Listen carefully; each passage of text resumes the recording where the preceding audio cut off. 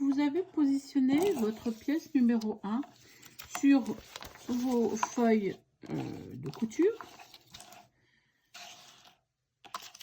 Il s'agit maintenant, avant d'attaquer la ligne de couture, qui bien logiquement sera d'abord la ligne numéro 1. Donc, je ne sais pas si vous la voyez là. Voilà.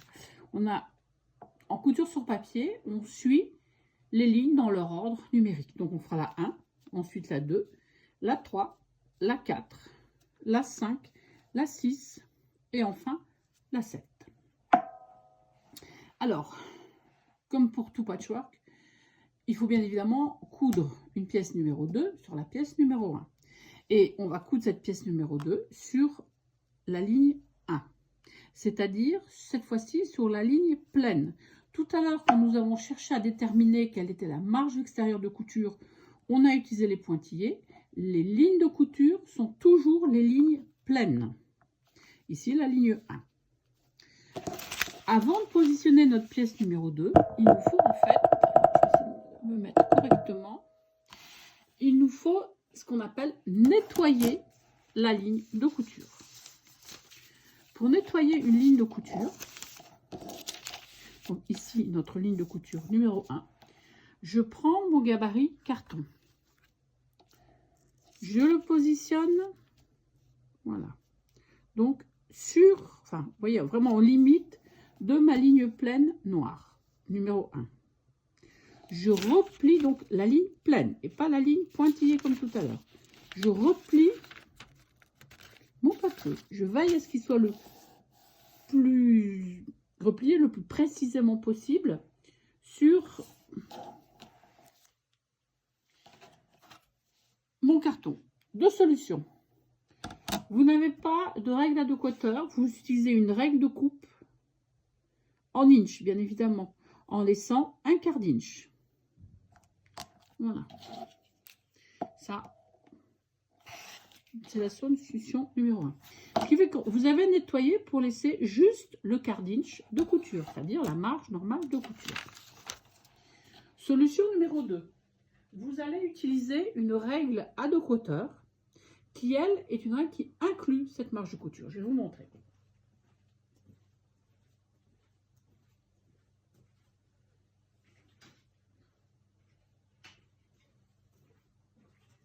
Alors, par exemple, en voilà 2.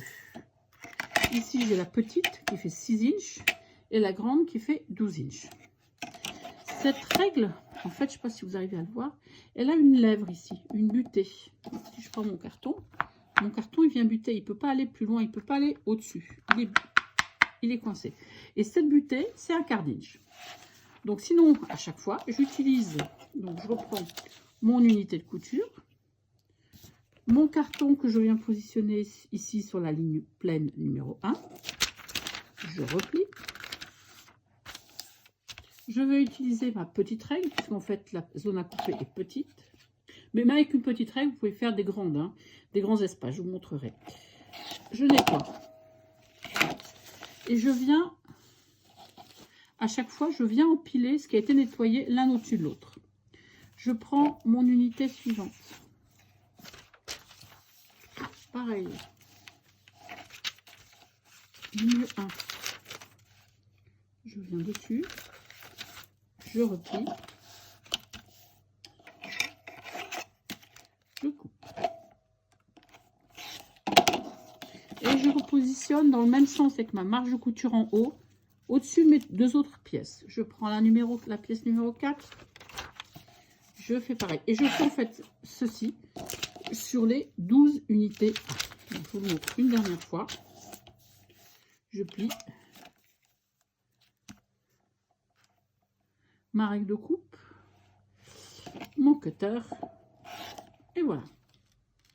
Une fois que je l'ai fait avec les 12, là, pour les besoins de la cause, je ne vais pas vous faire 12 fois, je prends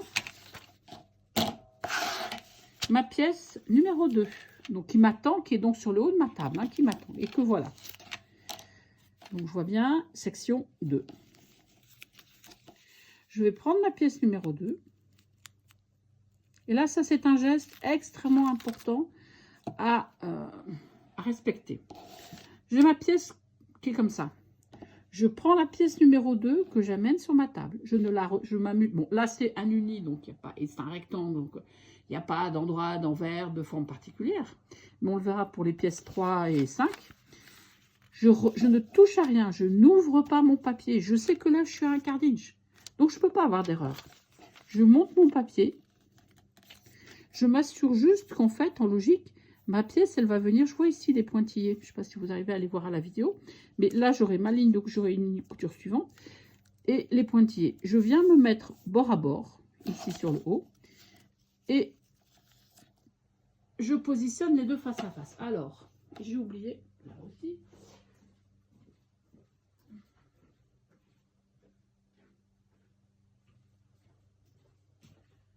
Mon stylo colle.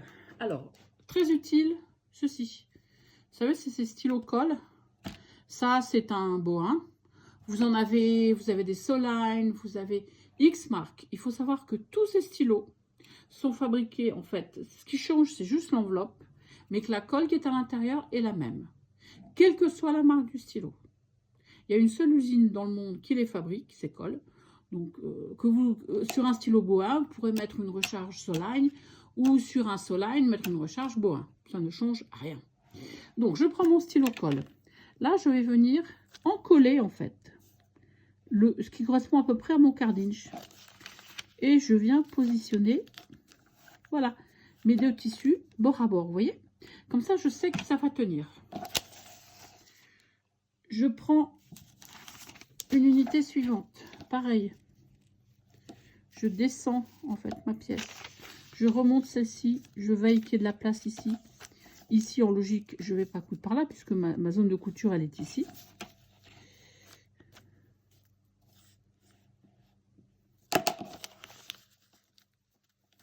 J'encolle. Le but de l'encollage, c'est uniquement pour dire de tenir les pièces ensemble.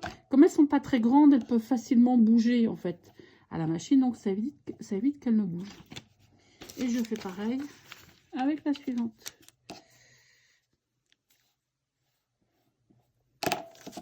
Et pendant tout ce processus d'encollage de la pièce 2 avec la pièce 1, je ne cherche pas à ouvrir mes papiers.